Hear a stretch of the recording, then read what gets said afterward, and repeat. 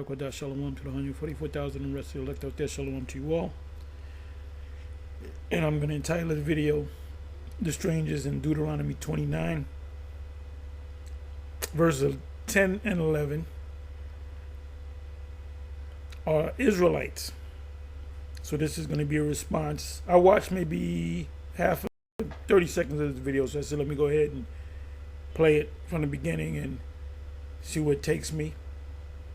So the video was put up by Soldier of Yahweh Shai, titled God Logic Failed Attempt to Break Down Deuteronomy 29 verses 10 to 11.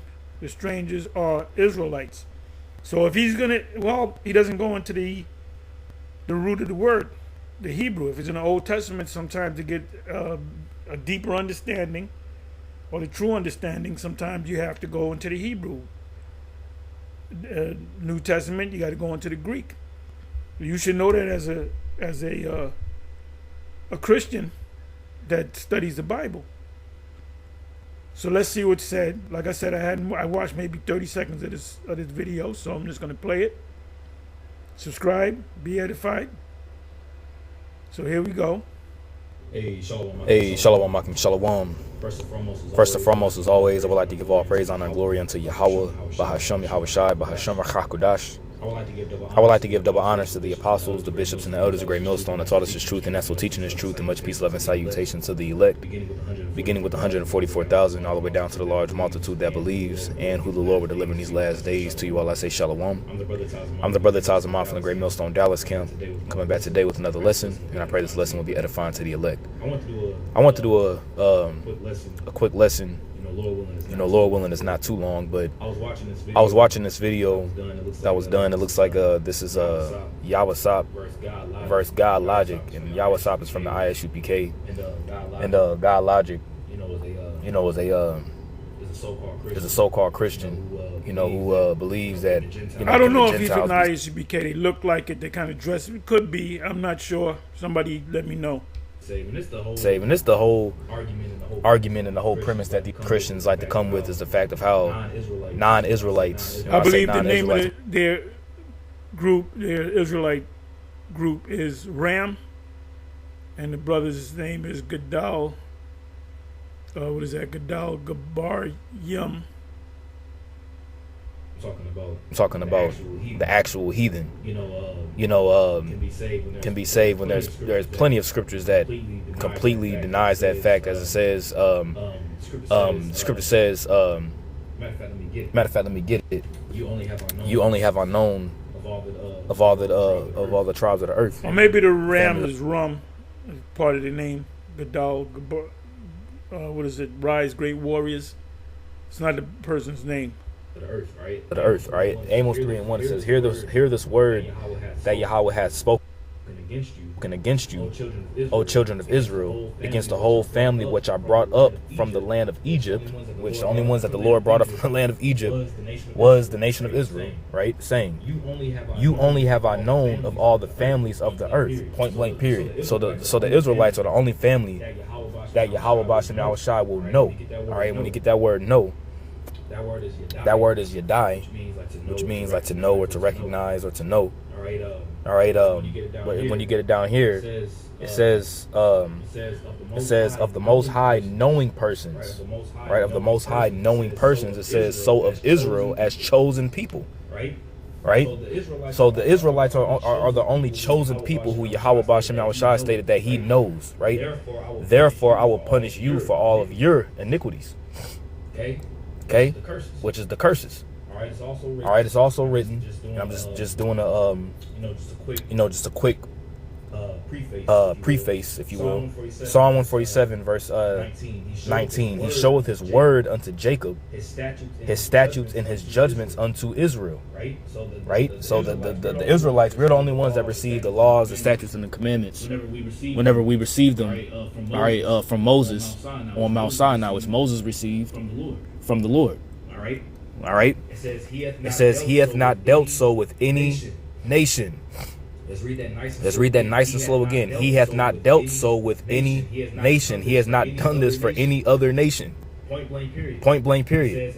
It says, and as for his judgments, they have not known them. Praise ye Yahweh.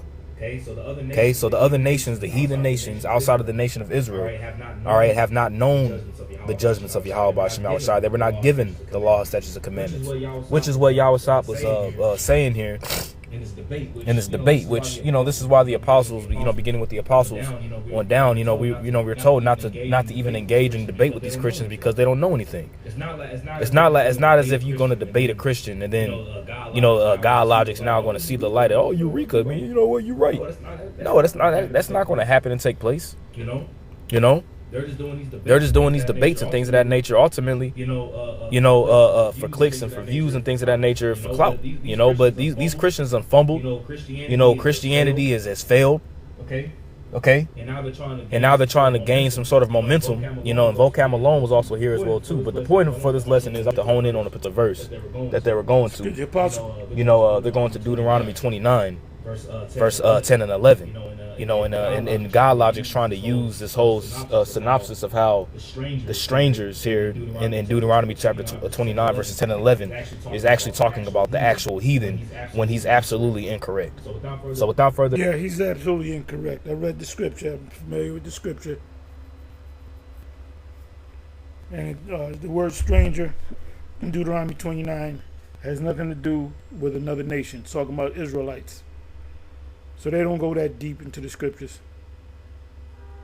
They do. I'm gonna play a portion of this, and then I'm gonna let it play, and then I'm gonna get some precepts to back up the point of how he's wrong. All right. So without further ado, let's jump into it real quick. Hey, it's okay. Hold it down. So y'all listen. Look at that. These debates are like straight up rap battles, and I'm all in it, and I'm all for it in Jesus' name. See, it's all just gimmicks, man. It's all just superfluity, man. It's like a spectator sport. You know, these guys get God logic and vocab. They get off on going back and forth. Like we're gonna see the light. Like you know what? We are Christians. Vocab. You know, what school do I go to? Who are you gonna teach me? And we know goddamn well. God logic or any of them, you know what? I think we are Israelites. I'm going to get with them guys. This crew that's with vocab and God logic, they're blindly following them. These people are zombies. Whatever, if he says something, if he goes to Revelation, I said go to Revelation. Who's the beast? He says the purple dinosaur. And what's the name of the goddamn show? The purple dinosaur, the stuff. Oh, that's the Snuffleupagus in Sesame Street. Oh, I didn't know that. That's deep. Wow. Truth be told, the majority of Christians are low IQ. They don't notice. They don't understand the scriptures, and they damn sure don't know the prophecies. And that goes for you scholars. Activity. You know, but I just want to just point that out. I just seen that comment. Who all left the Exodus with Moses? The children of Israel. Very good. Now, with the children of Israel, they left.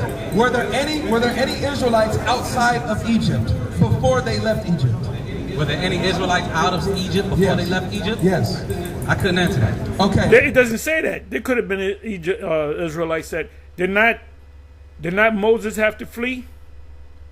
You had to have Israelites outside of Egypt because it was like an open air prison, so to speak.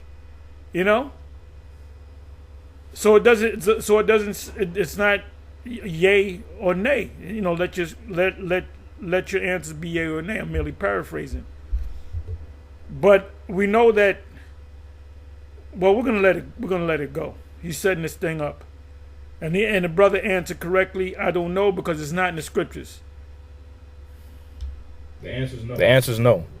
All right, because Jacob and his sons and 70 souls entered into Egypt. All right, from his lineage. Right, at that particular time, no. But as the nation grew, I can see Israelites leaving the land of Mizraim and going further out. Because remember, the chosen line went from Abraham, Isaac to Jacob.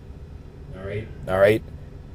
Now, God logic feels like he's going to get him on this point, which I'm gonna go into it here in a minute, but I'm gonna just let him continue. But the answer is no. All right, when there were no Israelites outside of Egypt when the Exodus took place.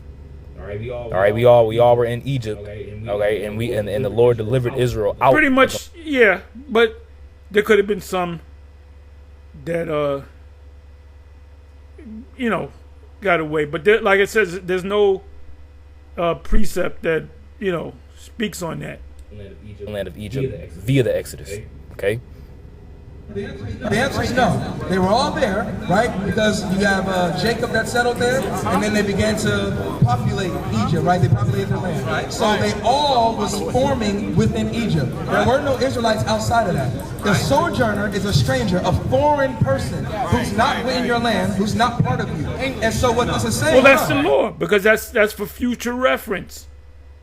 The Lord knew that there was going to be Israelites outside of the land. That's for future reference.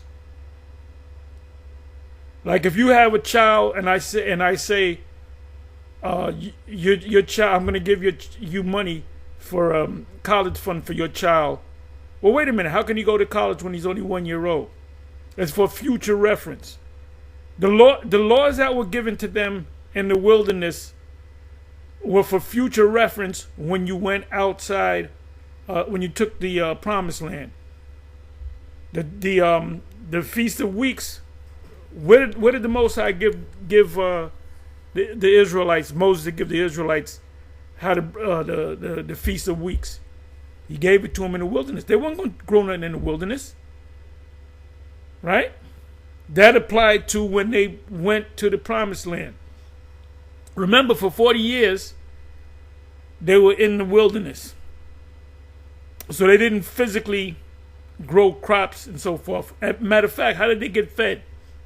Remember, there was a wilderness. How did they get fed? From manna on heaven and by quails. And they had water. They had a rock, which Moses would hit the rock and water would come out. So they wasn't physically keeping the Feast of Weeks or the first fruits. We don't keep it. What Israelite camp is keeping the first fruits? If you keep all the laws, you got to have, where's your farm at? Oh, we don't got a farm. Now, how the fuck you keep the first fruits, the Feast of Weeks? These laws that were given to them in the wilderness was for future reference when they got to the promised land. What this is saying, there's all the men of Israel that was with Moses. This is Deuteronomy. This is after Exodus. This is after. So he's trying to make the point saying since this is in Deuteronomy and after Exodus, right? He's trying to equate the point that this is after Exodus. Mind you, Deuteronomy was the second book of the law that we received, that Moses received. Remember, because he broke the stone tablets first. All right, then he had to go back up and receive new tablets. In the commandments, Deuteronomy is a reintroduction of the covenant to Israel for that second generation. All right, that was going to go into the land of Canaan because that first generation died off. Keep all this in mind. So these are laws that was given to Israel still while we were in the wilderness, so that we could implement this law when we entered into the land of Canaan. Keep all this in mind. After the Exodus of Egypt. So that all the Israelites are with Moses. Matter of fact, it even says, all the men of Israel and their wives and their children. Then it says, and the sojourner who's in your camp. It's a wrap, bro. So you got the sojourners who are non-Israelites that are being sworn into the covenant. Now we just opened up with two scriptures proving otherwise. So does that make those sojourners were Israelites? You know? And that's for future reference, okay? First and foremost, does that make the Most High a liar? Does it make Yahweh Basham Shai a liar? Okay? No, the covenant. Why would Moses swear in heathen into the covenant that was given to Israel? When it was given unto Abraham, Isaac, Jacob, and their descendants. Why would Moses just be swearing in also some heathen into that? All right, so let's jump into this real quick. Like I said, So I don't want this to be Now, too long, ultimately, but in the kingdom of heaven, the other nations will come up under the covenant, the laws. The new covenant was going to come to us. We're going to keep the new covenant. The difference between the old covenant and new covenant, the new covenant, the Most High is going to program us to keep the laws perfectly. That's not going to apply to the other nations. So we're going to have to make them keep the laws. This is Deuteronomy. this is Deuteronomy. All right, 29. All right, 29. And I probably make more videos on this debate as well. You know, just for edification, man, because you do have newer listeners that are listening in. This is Deuteronomy chapter 29, verse 10. This is the whole point of this the first point of the debate, right? Deuteronomy chapter 29, verse 10. It says, "Ye stand this day, all of you, before Yahweh."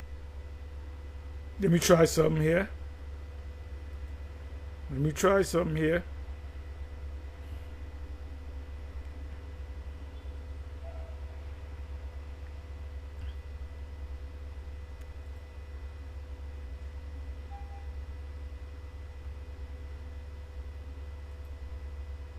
When you go into the land to possess it, Bible. When you go into the land to possess it, Bible.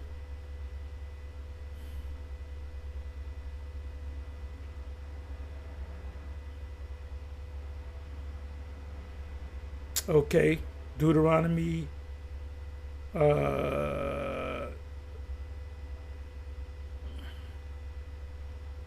right, Deuteronomy. Let's go to a couple of these. Deuteronomy 1 verse 21. After their time in Mount Zion, and when reiterated Joshua 1, when they are preparing to cross the Jordan River and take possession of the land after Moses' death. Okay, let's try this.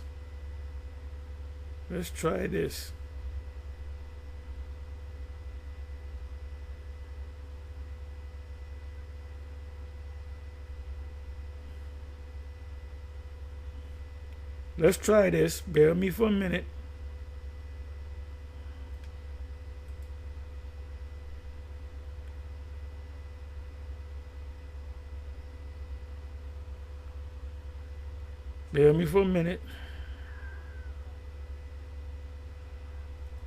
It's a little experimentation type thing.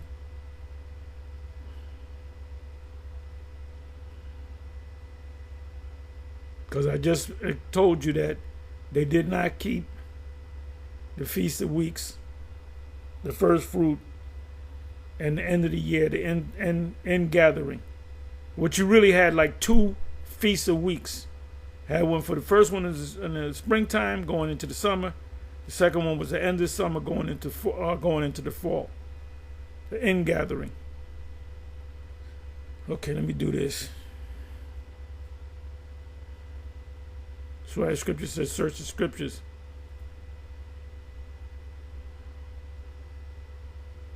Okay, I'm sorry. Let me do this.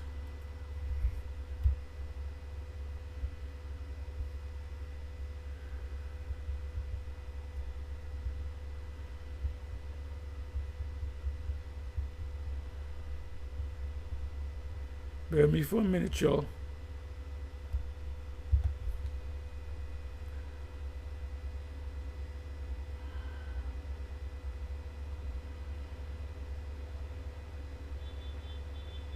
Bear with me for a minute.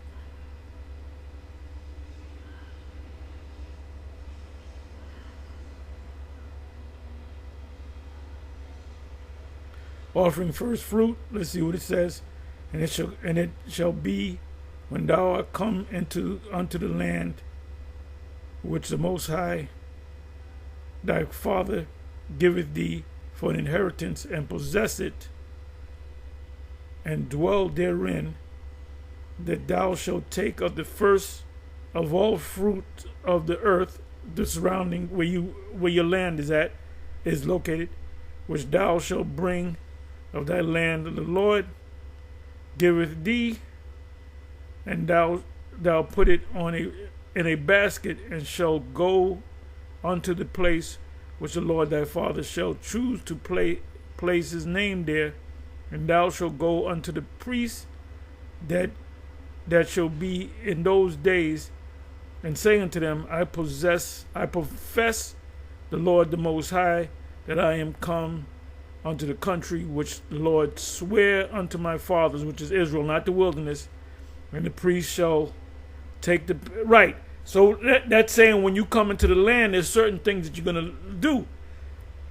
The strangers and the sojourners represent the when you go into the land. You're going to have Israelites that's going to leave the land.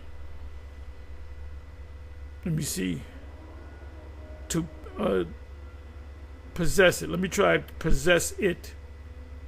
Possess it.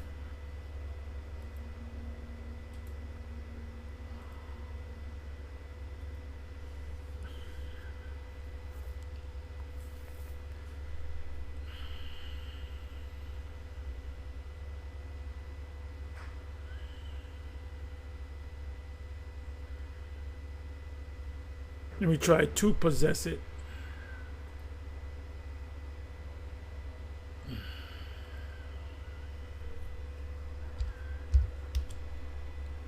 Possess it. Possess.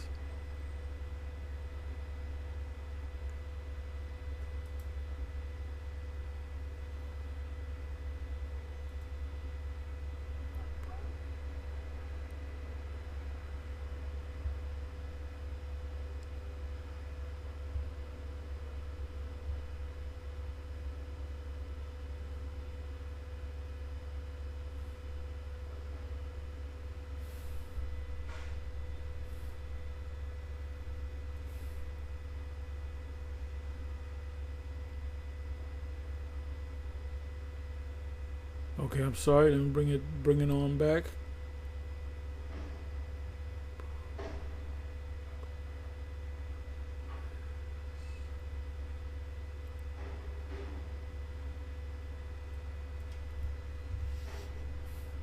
I got to play with these words a little bit.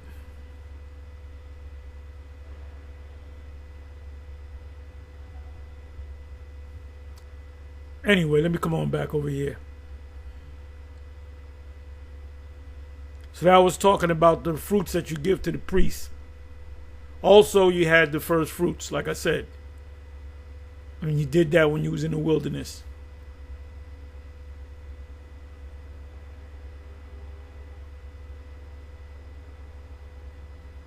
Where the hell is it?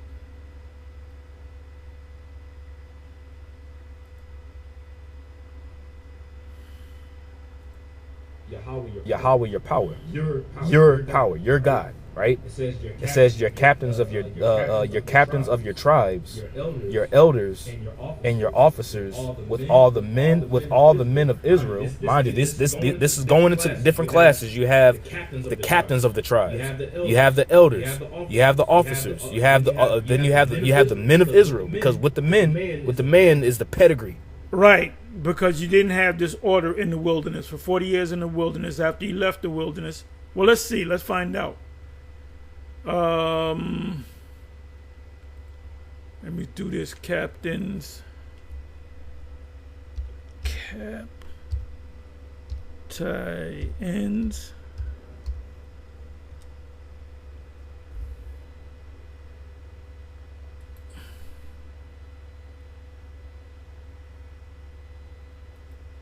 Captains of, let's put in of.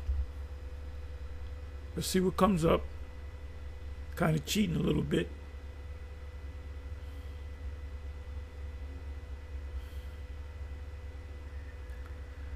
Okay, this is what I want. This is numbers 30 and 48. I'm going to have to open this up.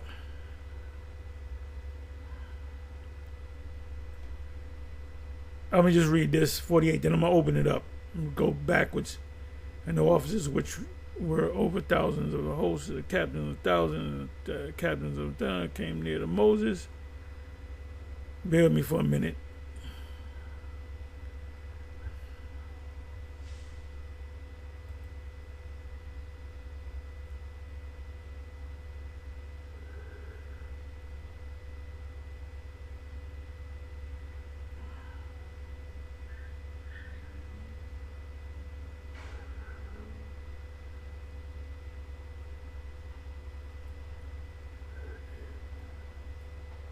Okay, this is not what I wanted. Let me do this. Let me come back to this.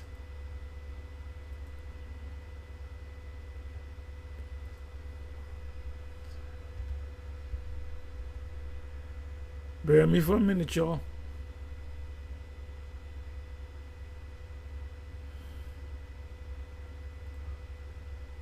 I think I put captain instead of captains. Okay, let me try it again.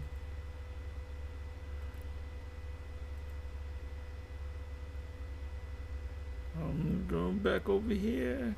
Captains of tens. Let me try it this way. Captains of tens. We're getting there.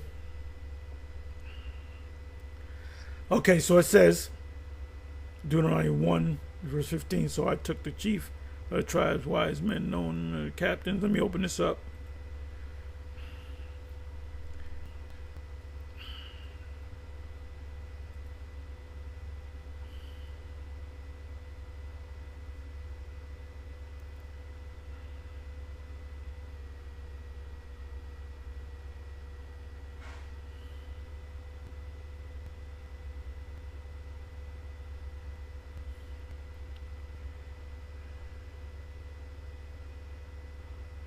Bear me for a minute, y'all. I need to do it this way.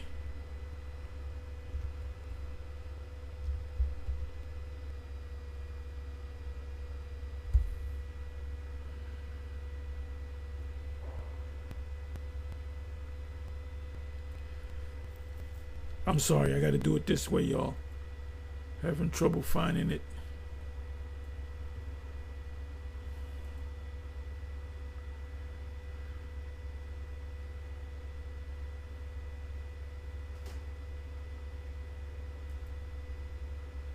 Who told Moses to set up captains? Who told Moses to set up captains?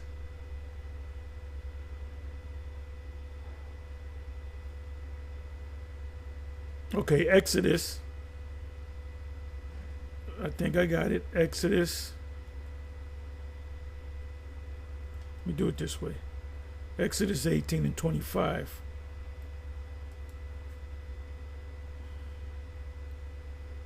There's lessons within the lessons.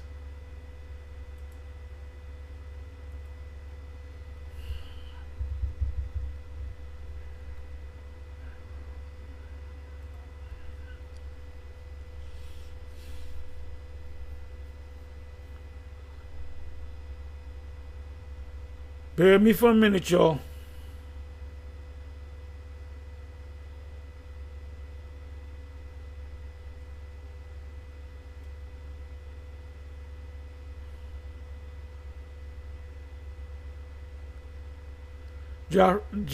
Jethro's counsels Moses.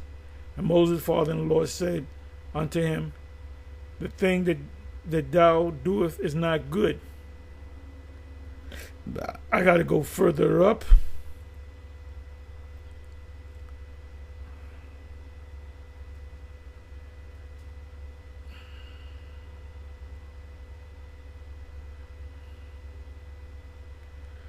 And this is why it doesn't say that, but the Most High set up Moses to marry Jethro's daughter so that he can learn to be a leader.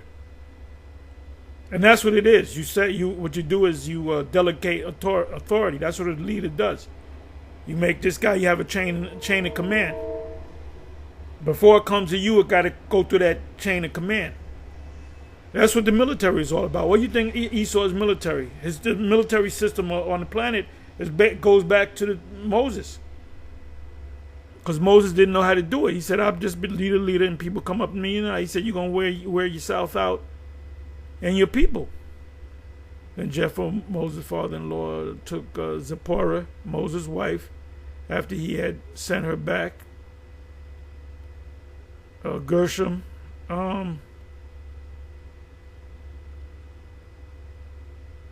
But he asked him, how do you deal with these people, the Israelites? . . . . . . . . . . . . . . . . . . . . . . . . . . . . . . . . . . . . . . . . . . . . . . . . .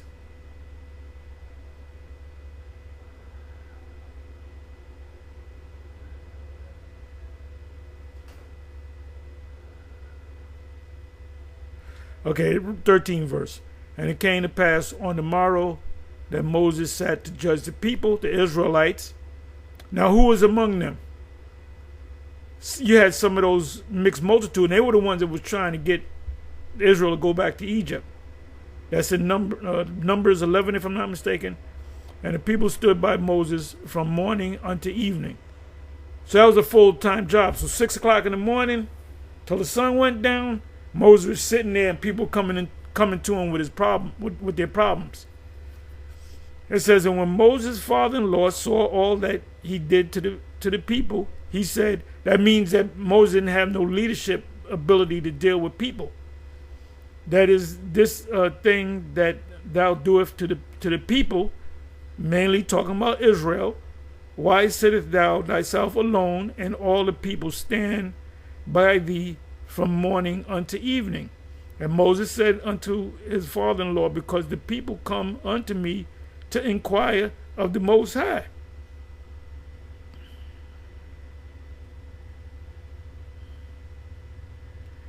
When they have a matter, they come unto me, and I judge between one and another, and I do make them know the statutes of the Most High. Well, that's why you had the Levites, and that's why you had captains, Jethro's counsel. And Moses' father-in-law said unto him, the thing that thou doest is not good. Thou wilt surely wear away your cells with your cells and your body. We're made up of cells. That's why people get old. The cells break down. Both thou and this people, the Israelites, that is with thee, for this thing is too heavy for thee.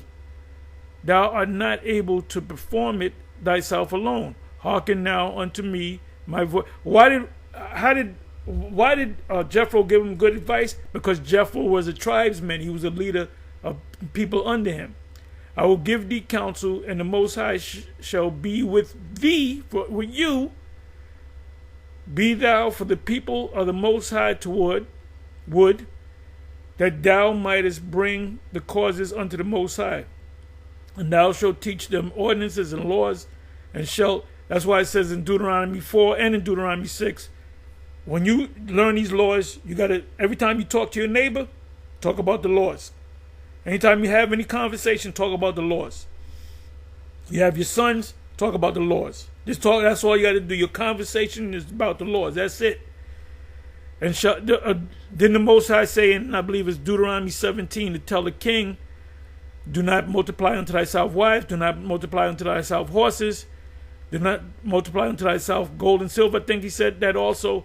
And he said, and learn and read the whole law. Now when you read it again.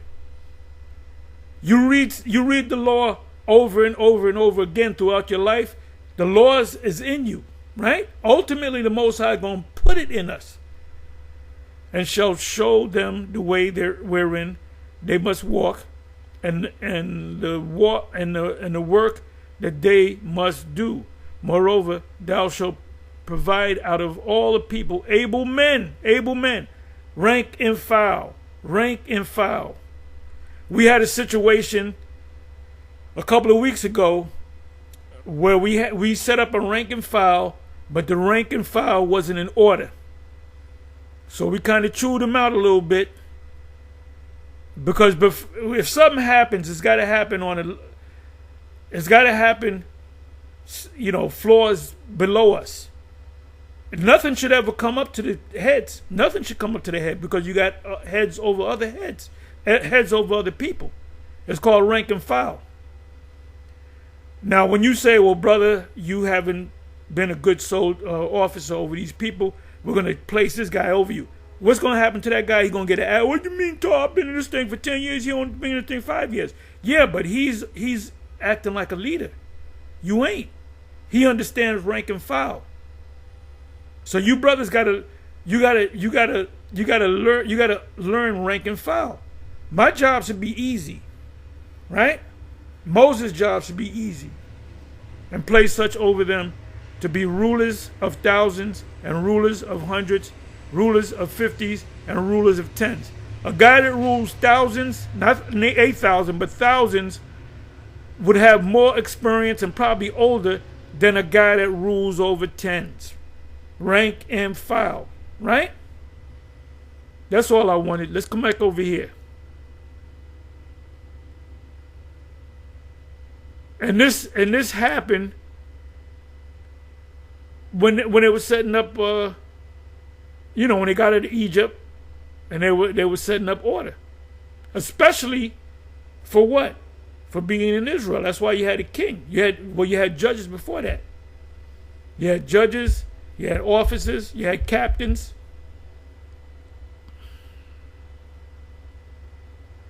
So let's come back over here. So he's reading from Deuteronomy 29 and verse 10. Right? The man makes up who the person is through the seed. Right? Matter of fact, let me go to Deuteronomy 29 verse 1. Deuteronomy 29 verse 1.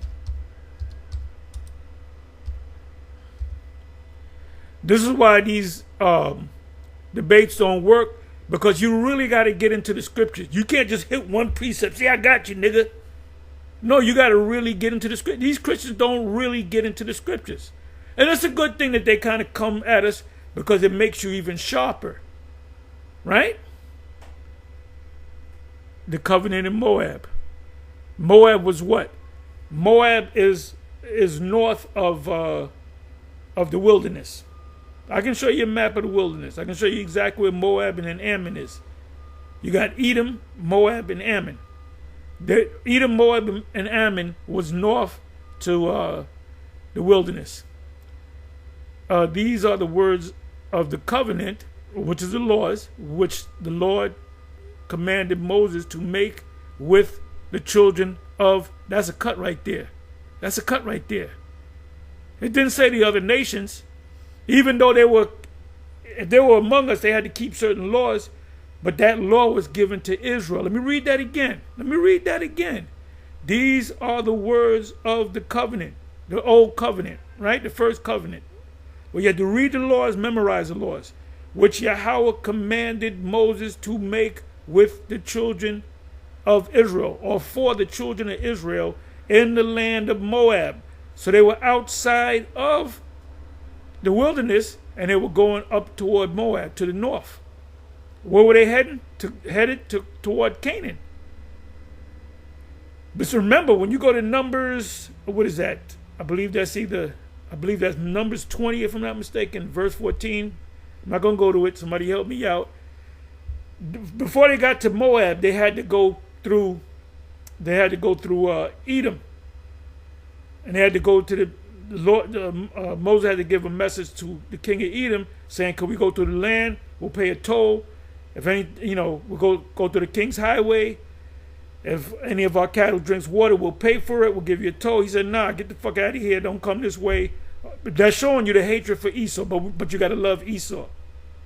But the Most High going to come back and say, well, you got to still love Esau. I don't care if it kick you in the ass. No. These people don't know the scriptures. That's why this Hebrew Israelite thing is so strong. It's so strong, man. That's why these Christians got to fight this thing. They ain't fighting the Muslims. They ain't fighting Buddha, Krishna. They ain't going against atheists. They were in New York last week or 2 weeks ago, whatever. They didn't say, oh, let's go down to Greenwich Village with the Moors and try to wake them up. You ain't concerned about the Moors and the Muslims and the Hare Krishnas and the Buddhists and the atheists. You concerned about Israel. So it says, second verse, and Moses called unto all Israel and said unto them, ye have seen all that Yahweh did before you. Remember, he said Yahweh because he gave him his name. Before your eyes in the land of Egypt unto Pharaoh and unto all his servants and unto all his land. Let's come back to the first verse.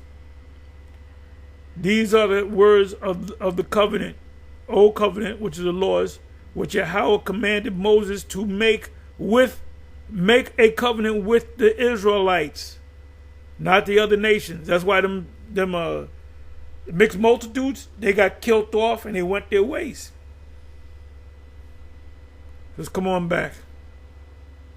This is why we say it's a complete waste of time. Having a debate with a Christian is like playing basketball with a fucking caveman. So it's going into different social classes here. You have the heads of the tribes. Then you have those who had inheritance rights whenever the land was divided by lot, and then you also have Esau says, in order for you to become a senator or congressman, I think you had to be 25 because that represents some experience. But in order to become a president, you have to be 35 because that represents more. A person that's 35 is normally have more experience than a person that's 25 or 20. So there's your rank and file right there. Those that fell into servitude, those who were poor. Just as of today, you have societal classes, and you have Jake that may be in the upper class. And that brings order. You have a Jake that may be in middle class or low class. It just happens. It's just come on now. It ain't that hard to understand, right? So once again, you stand this day, all of you, before your Yahweh, your power, your captains of your tribes, your elders, and your officers, with all the men of Israel, your little ones, your wives, and thy stranger that is in thy camp, from the hewer of thy wood unto the drawer of thy water. Right, so he's saying that the stranger here, that's going to be the hewer of wood and drawer of water, is talking about an actual heathen. But let's just keep going, because y'all stop even. Yeah, because you had a slave class even among Israel. I went through that last weekend at the camp. The hewer of wood and drawer of water is somebody that's Jacob had to come up under who? Laban, to get his 2 daughters and to get his substance. So he was a servant unto Laban for 21 years. Right? So this hewer of wood and drawer of water can be talking about another nation, because that's what they did to those Canaanites that lied. Joshua did, right? Since we said we weren't going to kill you, we made an oath, but we're going to put you in slavery since we found out you lied and you were in the land of Canaan. Because you were supposed to be put to death. So they said, instead of killing you, we're going to make you slaves. You guys don't understand these scriptures. So when it says the stranger right here is talking about the Israelites, and based on whatever class he's in. Remember, Jacob was in a lower class than Laban until he got his substance and he got people under him, other Israelites or even other nations. They were under him. It was always about class. Your women had no. They were what their fathers wanted to give them. That's complete order. What have we found out with the Israelite women, especially the black women? They're totally and completely out of control. Totally and completely out of control. Any of you brothers that deal with a Jake woman, unless you really vet her, most of the time you got to be a goddamn fool to deal with a Jake woman, man. She's completely out of order and she can't be fixed. She can't be fixed. She done been with too many men. She got 5 kids with 4 dudes. She's masculine. She'll get up in your face. She'll put, what's the Sherry, whatever the fuck that bitch name is, the Olympic track star bitch, got into that thing. I saw she was a demon. I said, she's a demon, man. I said, the reason why she run that fast is because that's a demon in her, man. Ain't no man gonna want her. Ain't no man gonna want her, man. She's a complete demon. All you women that's in the WNBA, all y'all women are demons, man. And the 99% of them are they deal with women. But that goes to Esau. That goes to the Edomite. Esau, we gonna fuck your asses up when that time comes, and we gonna put you in that pit. We're gonna Obadiah 118 your ass, and we're gonna sing. We're gonna make a noise as through wine. We're gonna be drinking and enjoying, and we're gonna hear that pops and sizzles. Pops and Sizzles. I brought this point out too.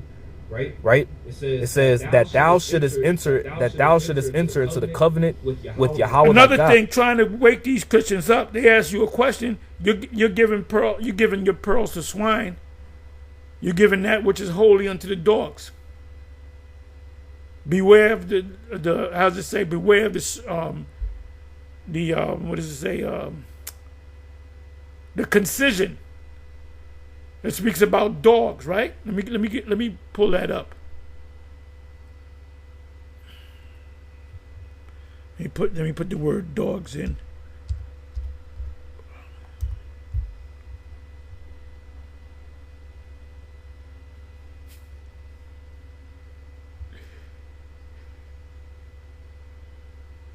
I was just thinking about, I was watching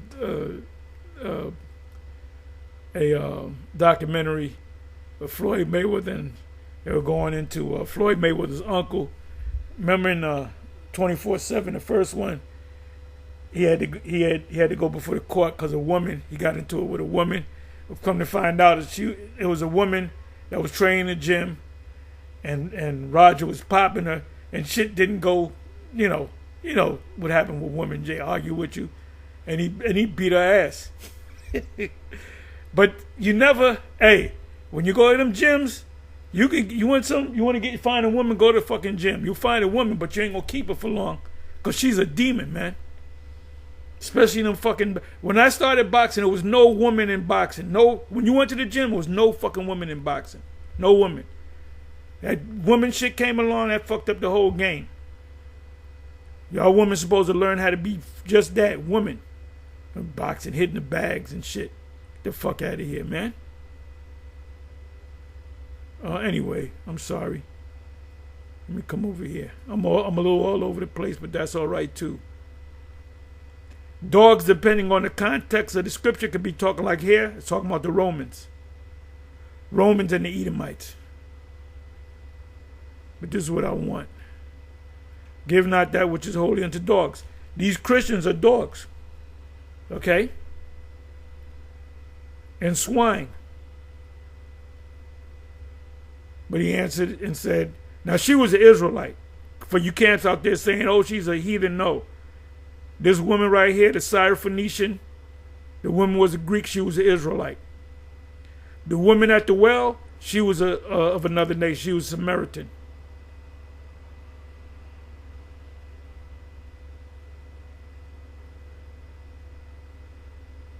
Right, beware of dogs. Vocab is a dog. He's a heathen dog. God logic is an Israelite dog. It said, beware of dogs, beware of evil workers, beware of the concision. Let's look up the word concision real quick. So why would you sit there and have a debate with a Christian? What are you going to accomplish from that? Do you really believe you're going to hit the right precept and all of a sudden they're going to see the light? No, they ain't going to see the light. They ain't going to see the light. The average Christians like to go to church or whatever. They like the music. They like the, getting together with people, but they don't sit down. If you really made Christians actually go, let's go to the Greek, let's go to the Hebrew, let's pull this map out, read this scripture, and you sitting there, you're going to lose members. That's why the churches got to have a fucking concert every Sunday. A praise break. Because the nigga got, his attention span is very low. You gotta keep a nigga happy. And they showed you that in the movie Gremlins, when they put him in the theater, and they let him watch Snow White, and they were throwing pop. It was showing you, that movie was showing you, Steven Spielberg was showing you that the Gremlins in the movie are really niggas. But Jake didn't pick up on that shit. Fuck out of here, man. Concision. Let's look up the word concision. Let's see what it means.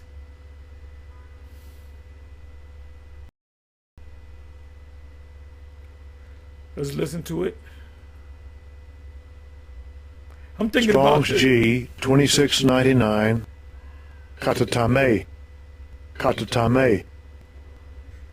To cut up, mutilate.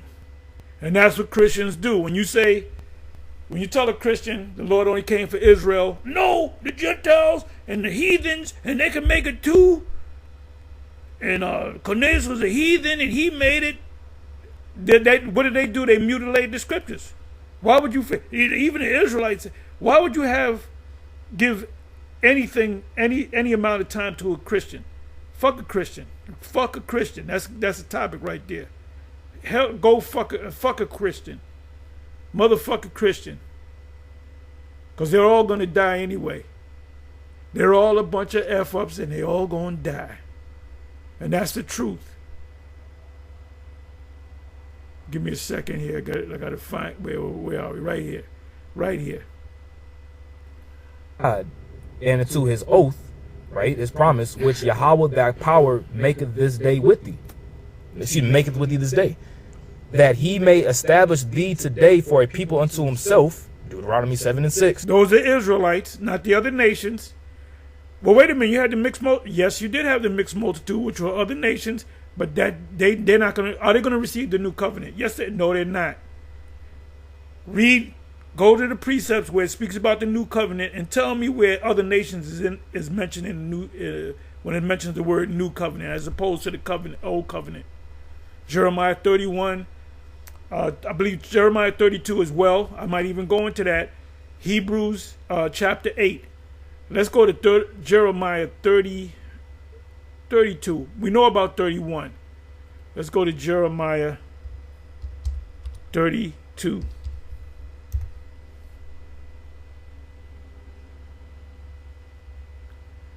Give me a second here. Let me bring it on up.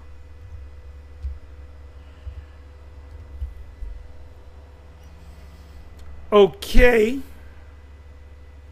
Let's see what this is all about. Okay, I don't want that. Okay, let me see. And they shall be my people, and I will be their power. And I will get, future tense, and I will give them one heart, future tense, and one way, that they may fear me forever, for the good of them and of their children after them. That's talking about the Israelites. This is the Most High going to do to the Israelites. And I will make an everlasting covenant with them. Will, future tense, we're not in the new covenant as of yet, that I will not turn away from them to do them good, but I will put my fear in their hearts, that they shall not depart from me.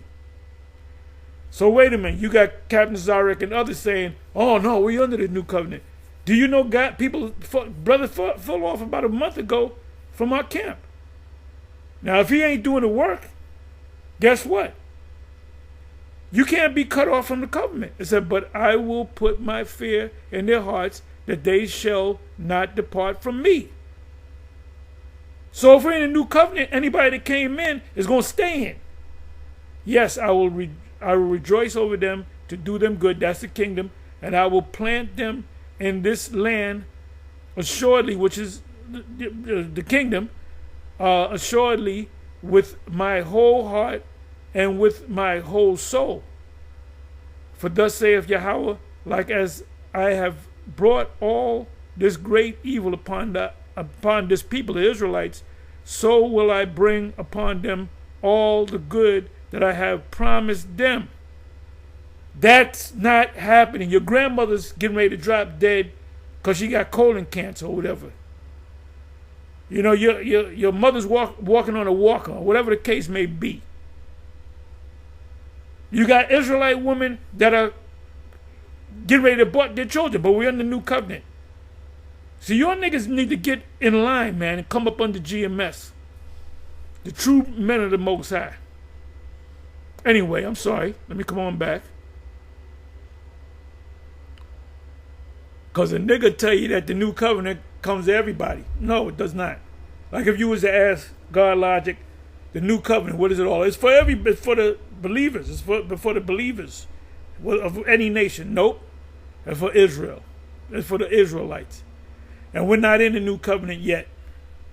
You guys teaching that, you really don't know. The Spirit really ain't dealing with you, man.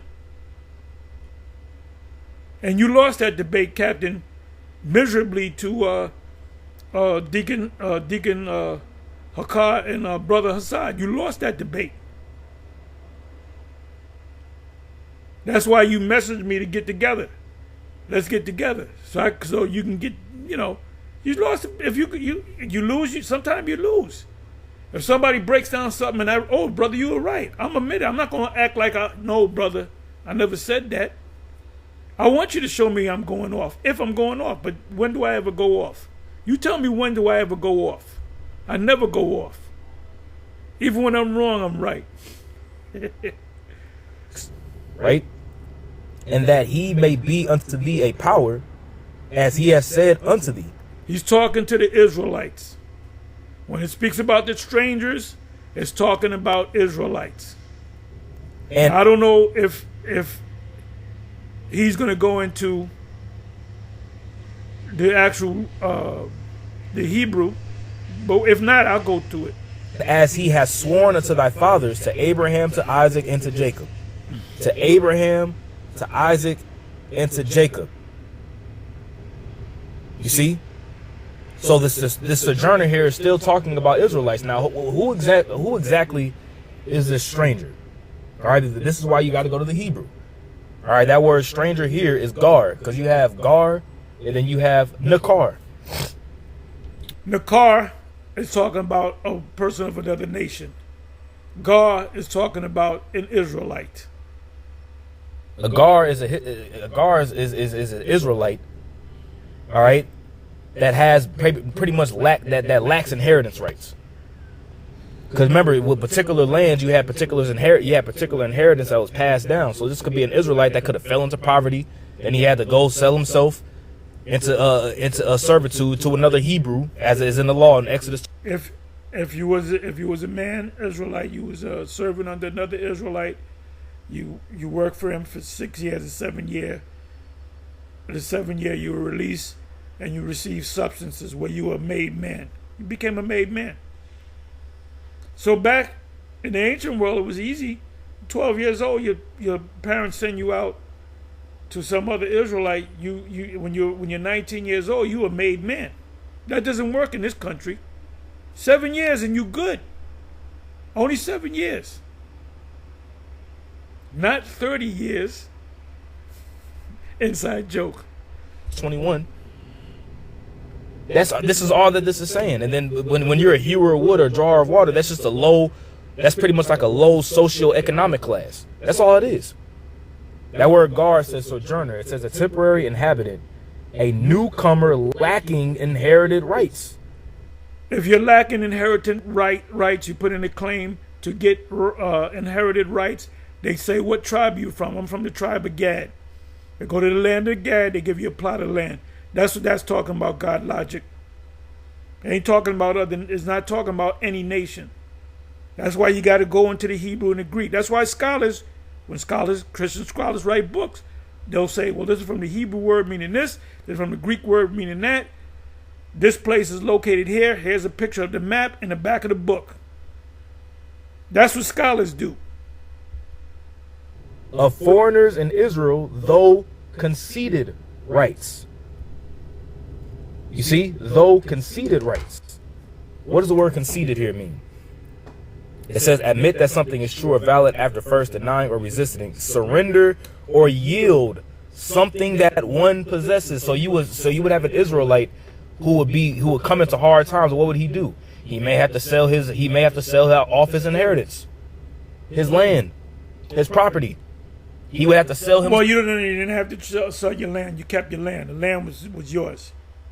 That's what that whole having only daughters in another tribe, get your daughters and take no. That you didn't sell your land. You had your land. The land was yours. You know? You might have came into hard times or whatever, but that land, that plot of land was your land. Himself. Or give up himself into servitude underneath another Hebrew so that he can get back up. That would make you a foreigner if you didn't have any inheritance rights in the land. you would be considered, meaning that your parents moved out of Israel and they were established in another land, let's say they went back to Egypt or the land of Cush or wherever. That's why people move from one country to the other country for economic reasons. Puerto Ricans and Dominicans, they come up here for economic reasons. Jamaicans, they come up here, they set up a business, and then they build up a mansion down there, which might cost 100,000, but up here it might cost $1 million. Then they live like a king. So what they did back then, we did the same. We do the same thing right now. A sojourner or a stranger, man. It ain't hard. A sojourner or a stranger, gar, means an Israelite that was born outside of the land. This is why it's a complete waste of time arguing with a Christian, because Christians are not all that deep. They're not deep, period. They're not deep, period. Hard. Except for some of the scholars. It ain't hard to understand. Let's get another precept. Leviticus 25. Let's start at verse 23. Leviticus 25 and 23, it says, the land shall not be sold forever, right? For the land is mine. For ye. Now, who is he talking to here? He's talking. It says, remove not a landmark. I'm merely paraphrasing, meaning you keep your land. You can't, well, I'll sell you the land and I'll lend it to you. No, you kept your land. If you borrowed from your neighbor, you were supposed to pay him back. You made the agreement. It goes to 7 years. You get a clean slate.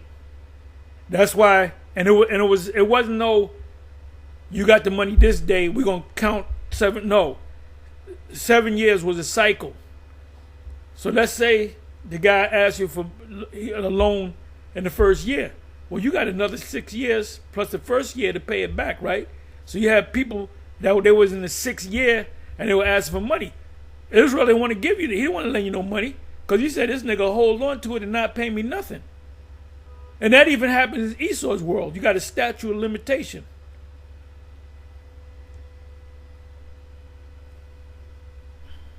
Talking to who? He's talking to Israelites here, right? He's talking to Israel. The land shall not be sold forever, for the land is mine.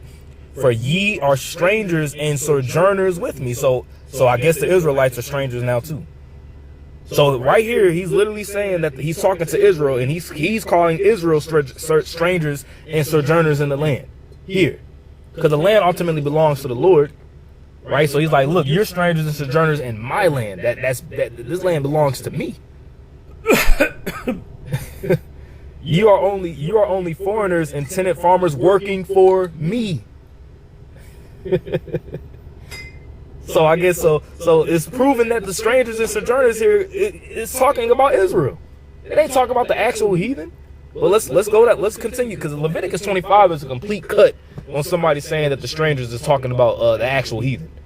Complete cut, right? Let's jump down to verse 35. And if thy brother be waxing poor and fallen in decay with thee, you fall into your fellow Israelite, whether he's a Judah, you Judah, he's Judah, you're Judah, he's Gad, a fellow Israelite. Poverty, you can't support yourself, right? Then thou shalt relieve him. You support him. It says, yea, though he be a stranger, mind you, this is talking about your brother, and Hebrew brother, right? And Hebrew Israelite brother, right? Yea, though he be a stranger or a sojourner. What makes you a stranger or a sojourner? You see? Because you have fallen into hard times and you concede your inherited rights, man. That he may live with thee. He's still an Israelite. He's still of the stock of Abraham, Isaac, and Jacob. But now he becomes a stranger and a foreigner in the land, because he now no longer has inheritance rights to the land. Because why? He may have sold it. He may have had to give it up. Let's jump down though. Verse 39. And if thy brother that dwelleth by thee be waxen poor, and be sold unto thee, right? Exodus 21. Thou shalt not compel him to serve as a bondservant, right? As a slave. Because you have particular laws. Somebody right, in another nation, you can put him in hardcore slavery. Jake, you can't. They did that with Esau. They showed you in the movie, the first movie that showed you that, indentured servants were Edomites, like Irish, and they would go to slave. They would be working side by side with the Jake slaves, but they wouldn't get whipped. They got certain benefits that the Jake didn't get. And indentured servant, which was an Edomite, would not get whipped, but Jake would. Well, Israelites sold other Israelites into slavery. Well, you have a law. You have a law on how you would. But because there ain't nothing wrong with slavery. There ain't nothing wrong with slavery. Slavery been around since time immemorial and beyond. All right. What was I going to say? Oh, I was watching Alex Jones, which I already knew about this. And one class I went into it. There's a book. Where the hell is that book? It's called Slavery in the Arab World. Now in that book they tell you the number one concubine was a white woman, and I agree, brother. I'm with that, cause she knows how to be a lady. We're gonna train. Hey, Mo even said that. We're gonna take the white woman to show you black women how to be women, feminine women. Edomite women know how to be feminine, man. But anyway. That also in the book, how I went into the history of putting people in slavery. And you know who mastered the art of putting people in slavery? Them Arabs. Remember, Joseph was sold to who? The Ishmaelites, right? They were experts when they came putting niggas in slavery. Them Ishmaelites, them Arabs, they got it down pat. Where you think Esau learned about slavery, the slave system? Through them fucking Arabs. Even Alex Jones said that because he's trying to soften the blow of slavery wasn't so bad, and my foreparents didn't put nobody in slavery. Now he probably a Jake because he said, because Alex Jones said he was in one. This is years ago. This had to be in the 90s. He said that he was I believe he said he was Cherokee on his father's side. So if he is, which I believe he's a Jake. That's just my personal opinion. But he's trying to soften that blow. You got this chick, Jill Michaels, I think. She's saying slavery wasn't so bad. Okay, that's all right. I'm not mad at you. That's your opinion because you was on the other side. But let me see you say that when we put you in slavery. When we put you in slavery, tell me it ain't all that bad. Even, what's the guy's name? Solomon Northup. The movie, The 12 Years a Slave, was based as a true story. He was a free man. They put him back into slavery. He was in slavery for 12 years, 12 years a slave. He made a statement. He said slavery wasn't really all that bad if it wasn't for that fucking heat. That's what he said. Let me see if I can pull that up. Slavery wasn't all that bad if it wasn't for that heat. Look, I gotta find this here. I hope I can find it.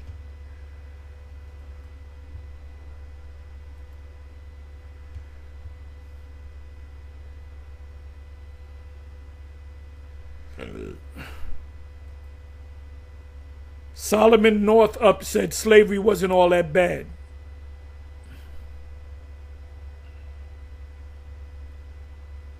What the fuck? Let me do this. Solomon Northup. Solomon Northup. Solomon Northup. That nigga look just like Paul Mooney. He had that hat. He had that hat. Look at him. He was free man. Let me see. Let me go. Let me put in quotes. Let me see quotes. What the hell? What the hell did I just do? Quotes. Give me a second, y'all.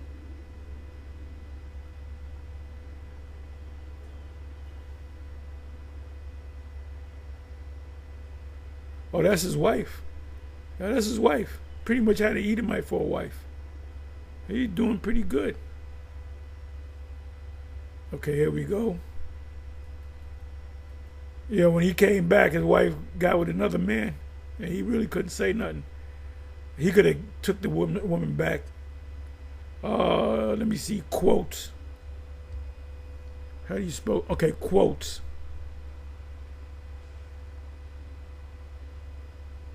And let me see. 12 years a slave.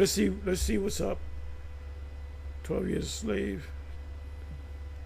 What Solomon Northup said about slavery. Let's see what comes up.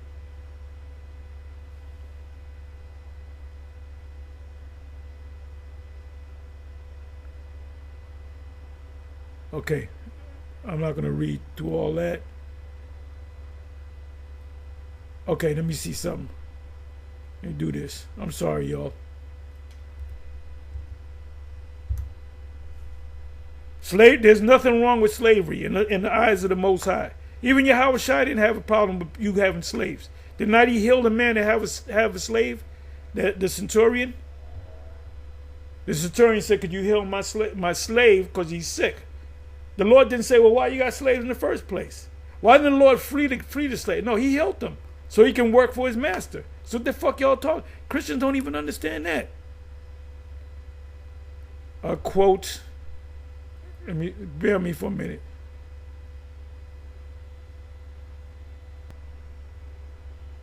Slavery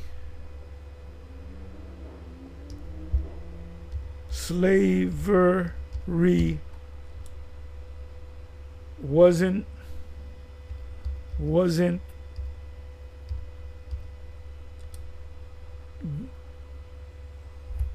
I'm sorry, it wasn't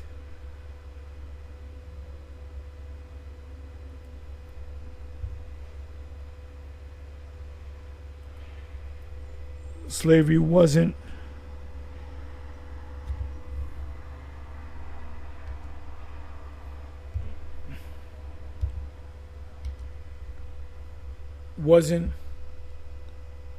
all that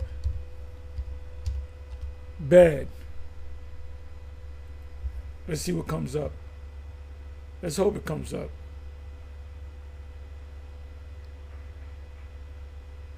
Quotes, let them know the heart of the poor slave, learn its secrets through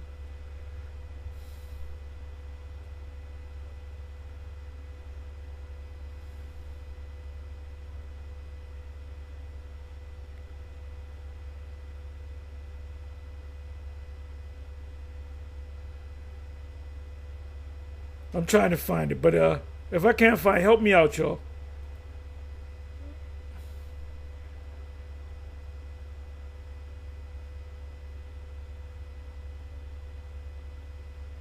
Okay, let's try this. Several prominent figures have spoken out against slavery with powerful words. Frederick Douglass famously declared, "I didn't know I was a slave until I found out I couldn't do the things I wanted."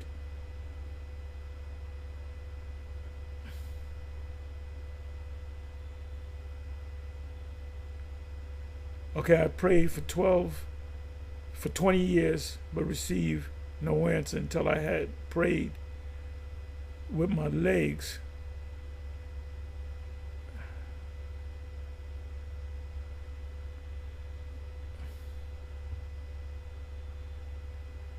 What was a famous quote about slavery? What did Solomon Northup say about slavery? Let's try this again. Looking like Paul Mooney.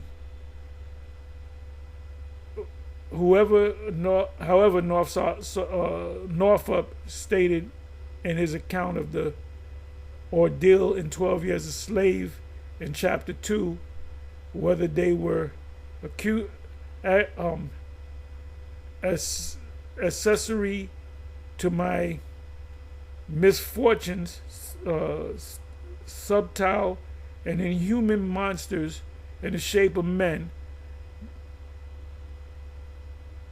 decidedly luring me away, right, the ones that caught him into slavery, from home and family and liberty for the sake of gold. Those who read these pages will have I'm trying to find out, damn. Bear me for a minute, y'all.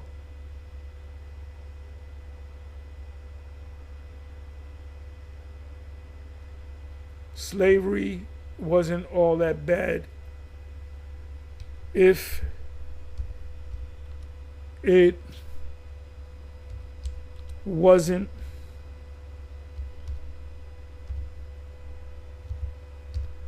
so hot.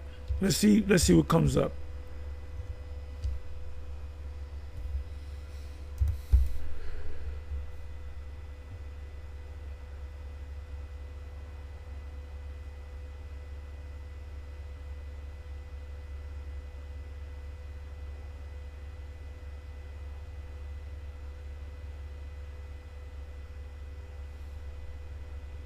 I'm sorry, y'all.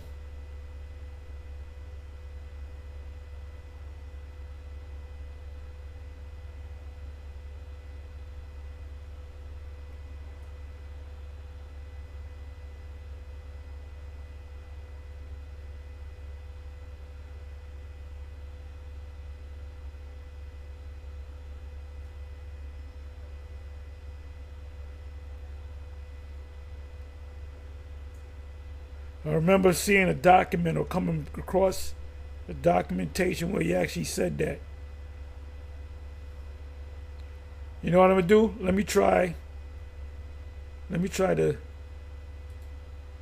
to AI and let me go to chat.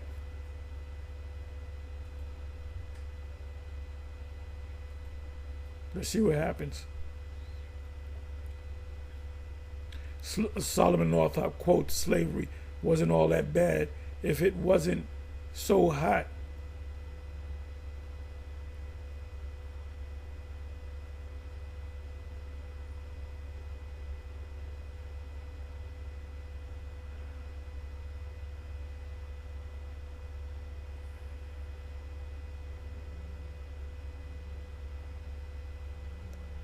Let me go to the chat.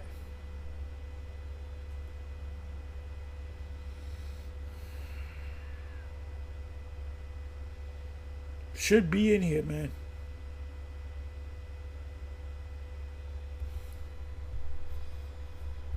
And like I said anyway, the stranger in Deuteronomy 29 is referring to Israelites.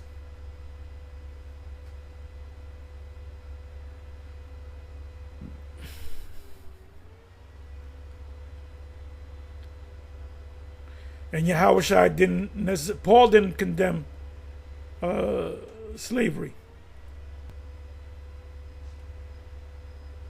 Okay, let's see what happens.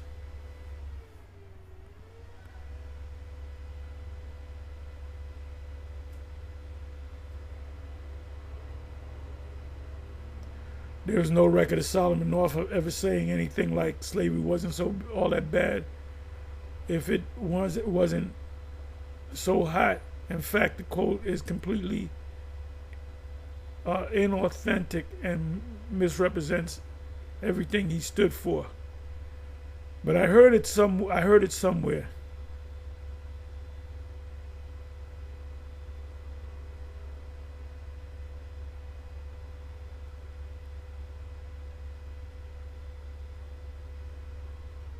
Okay, so anyway, I'm sorry about that. I took your time out. Let's go back. You would treat your servant, but as an hired servant, and as a sojourner, he shall be with thee and shall serve thee until the year of Jubilee. Which the year of Jubilee, I want to say, is the 50th year, if I'm not mistaken. Yeah, in 50th year, meaning you had if this year was a Jubilee year, the next Jubilee year will be exactly 50 years. 50 years from now, and it falls on a certain date, which nobody's keeping that law. Nobody's keeping a year of release in Israel. Nobody's keeping the Jubilee because we don't know when that starts to finish. So in the kingdom of heaven, we're gonna have a year of Jubilee and a year of release. This is why this system, Esau's system, is fucked up, because once you put in a year of release and a Jubilee year, you would, matter of fact, I'm gonna look that up too. Esau talks about that in these economic news channels. They talk about a Jubilee year. That means everything goes to, but they're not doing that. These elite are not doing it. And they know. And a lot of them are Christians.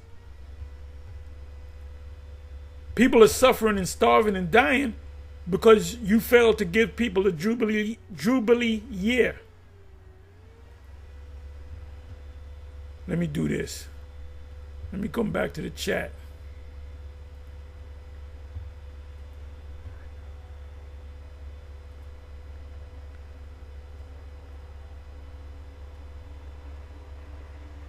Let me do it this way. Let me do it this way.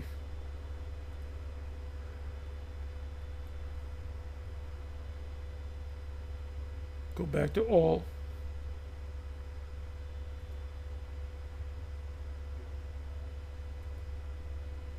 What is a year of Jubilee? The year of Jubilee. The year of Jubilee is a sacred period of liberation, debt forgiveness, and land restoration. If it was your land, you got the land back. If you couldn't pay the bills, taxes. Originating in the Old Testament book of Leviticus, every 50 years, Israelites were commanded to release enslaved people, counsel, and that didn't apply to Israelite women. Once they were a servant, they were servant to life, for life. Debts and return ancestral lands to their original families to prevent permanent inequality. That's why you got the rich getting richer, the poor getting poorer. The 1% has, 80% of the wealth, or whatever the numbers are. You can do it. Somebody do the research for me. I'm not going to do it. Is that so? This system that we're in is completely out of whack. That's why Yahweh Shai gonna have to come and take this motherfucker out. If the righteous are in authority, because the righteous will apply a Jubilee year and a year of release. So you in debt with somebody, boom, you get a clean slate. So this motherfucker got to be taken out.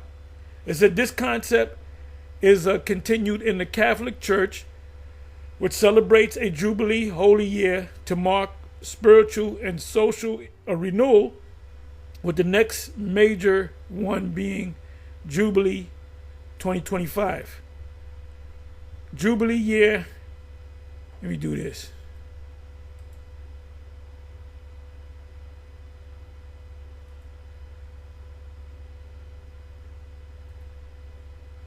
Jubilee year in economics.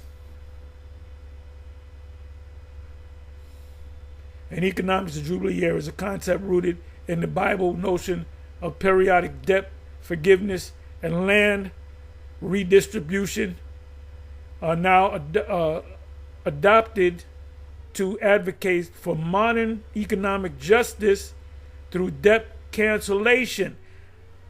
When Biden was in office, he gave him a partial reprieve. Of paying the debt. When this guy came in, no, you got to pay your school debt, and that school debt for college will be with you until you drop dead. You got to pay it. So this is a complete and utter wicked system, especially for developing nations. While the IMF, the World Bank, right, the Bank of International Settlements. These are corrupt and wicked people. While the original concept involved a ritualistic reset of social economic order in ancient Israel, its economic application focuses on alleviating crushing debt, and we're suffering from crushing debt, burdens to foster development, address inequality. Esau ain't doing that. Trump ain't doing that. He don't give a damn about the he said he just wished the poor and the middle class just disappear and create more equitable economies, which he's not doing. Those tariffs, what do? Now you're feeling the price. You notice everything's going up because of them tariffs. When he said, I'm going to bring a tariff against China, everybody clapped. You don't realize that it didn't affect the Chinese, it affected you. That was a hidden tax. And you know how we know people don't know these scriptures like Christians? They can't apply it.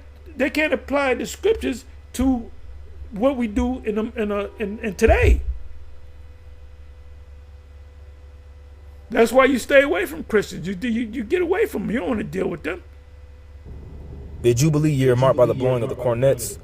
I want to say that somebody can correct me if I'm wrong, but I want to say the Jubilee year is the 50th year.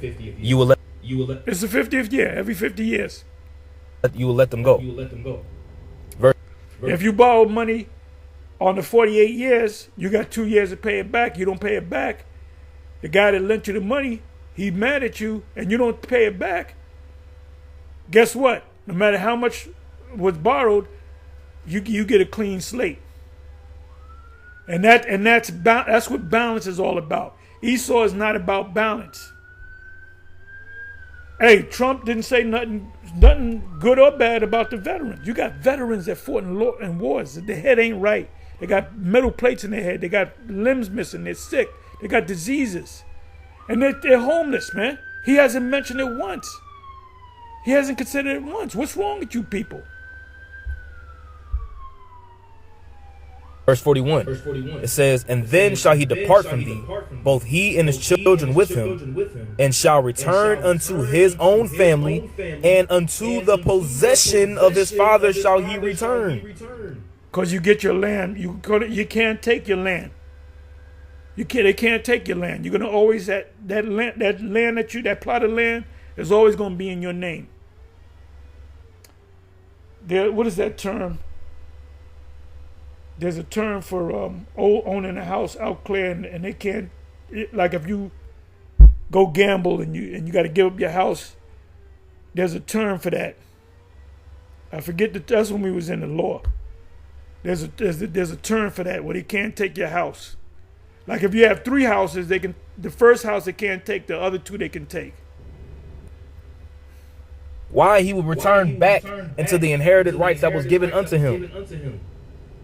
For they are my servants, which I brought forth out of the land of Egypt. Who came out the land of Egypt? Israel, right? They shall not be sold as bondmen or slaves. Thou shalt not rule over him with rigor, but shalt fear thy power.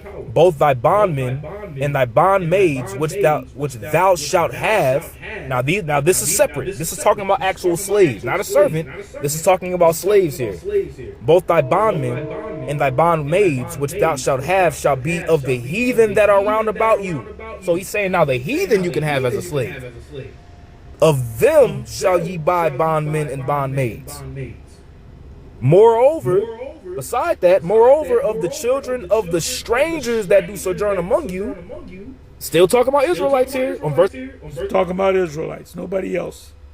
Deuteronomy 29, 10, 11, talking about Israelites. 45 specifically. Of them shall ye buy, and of their families that are with you, which they begat in your land, and they shall be your possession. I'm sorry. Let me read it again. Moreover. Now in the kingdom of heaven, there's not going to be any Israelites that's going to have any other Israelites in slavery, because we're all going to be rich. We're all going to be rich. From the least Israelite man to the greatest Israelite man, to King David down to the lowest Israelite man, we're all going to be rich. Now the law will apply to these other nations, but they're going to be our slaves. Of the children of the strangers that do sojourn among you, of Israelites, them shall ye buy, and of their families that are with you, which they begat in your land, and they shall be your possession. And ye shall take them as an inheritance for your children after you, to inherit them for a possession. This is actually talking about the slaves too. All right, Salaki, that's my fault. This is actually still talking about the heathen. They shall be your bondmen forever. Right? This is still, so verse 45 is still talking about actual slaves. So that's my apologies. But over your brethren, the children of Israel, ye shall not rule one over another with rigor. You see that? So verse 44, right? It's talking about verse 44 all the way down to verse 46 is talking about the actual heathen. Because if you would have a slave, and you would pass those slaves down into your children. But verse 39 through 41, all right, and 42, really verse 43 as well, is actually talking about a sojourner. It's still talking about your brother, right? Let's get Deuteronomy 5 and 14. It says, but the seventh day is a Sabbath of Yahweh thy power. In it thou shalt not do any work, thou, nor thy son, nor thy daughter, nor thy manservant, nor thy maidservant, nor thine ox, nor thine ass, nor any of thy cattle, nor thy stranger that is within thy gates. You see, the stranger that will be within the gates is still talking about an Israelite. And what is that word stranger here? Gar. Okay? It says that thy manservant and thy maidservant may rest as well as thou. Okay? Let's get another one. Ezekiel 47. Remember, because we were scattered among the heathen. And we became strangers. You see? Ezekiel 47 and 22, it says, and it shall come to pass, and it shall come to pass that ye shall divide it by lot for an inheritance unto you, and to the strangers that sojourn among you, which shall begat children among you. You see that? And they shall be unto you as born in the country among the children of Israel. You see? So the stranger and the sojourner that would be in the land, talking about in Hebrew, Israelite, would be as one that was born in the land. You see? They shall have inheritance with you among the tribes of Israel. You see? This ain't talking about the heathen. So now the heathen have inheritance in the land of Israel. Mind you, Ezekiel 47 this is talking about whenever we would go back into the land. Because I want to say, when you read in this chapter, it mentions the tribe of Dan, which this is how you know it ain't talking about it. Let me see it. Actually, hold up 1 second. It was talking about back then. Joseph, yeah, 2 portions. No, that's Ezekiel 44 I'm talking about. But this is talking about Israelites, but it says strangers here. Now whenever you do see like hewers of wood or drawers of water, like when you read in Joshua, for example, the 9th chapter, it says that the Gibeonites, which were actual heathen, they will be hewers of wood and drawers of water. But that lines up with what we read in Leviticus 25 when you read down to verse 44 through verse 44 through 46, because they were actually slaves. You see? But it's similar to a servitude role. Okay? So trying to add this whole idea that the stranger there that we read in Deuteronomy 29 is talking about the actual heathen is completely bogus. And you Christians are played out. Okay? Baruch 4 and 15, for he hath brought a nation under them, for he hath brought a nation upon them from far, a shameless nation, and of a strange language, who neither reverence old man nor pity child. Now this is going into whenever we were subdued over the heathen, but it says of a strange language, a foreign language. You see? So whenever you see that word strange, stranger, it just doesn't automatically equate to the heathen every single time. But this is why you have to read it. This is why you have to read the scriptures in context. Now I'm talking about language right there. You know, but it says strange. You see? This is 2 Ezra 6 and 57. It says, and now, O Lord, behold, these heathen, which have ever been reputed as nothing. So the heathen are reputed as nothing here. So if the heathen are reputed as nothing, how are they now in the covenant? Have begun to be lords over us and to devour us. But we thy people, whom thou hast called thy firstborn, thine only begotten, right? Which that's Exodus 4 and 22. And thy fervent lover, right? Even my firstborn. Moses, the Lord said Moses to and Aaron to Pharaoh, this is my son, even my firstborn. It never changed that. Most I didn't say, like going back to Isaiah 19, what do you read from 24? That Egypt is the most High's people, Assyrians and Israel, going to take a back seat. God logic doesn't understand the scriptures. He simply doesn't understand it at all. Anyway, I went long. Please forgive me. Let me do this.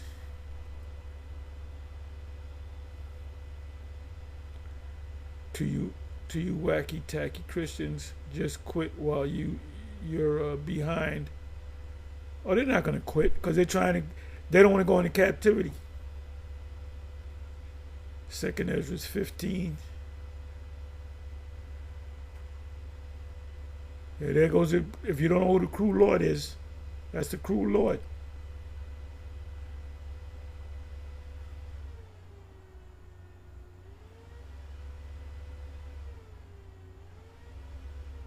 Anyway, Shalom, on to the next. Wait a minute.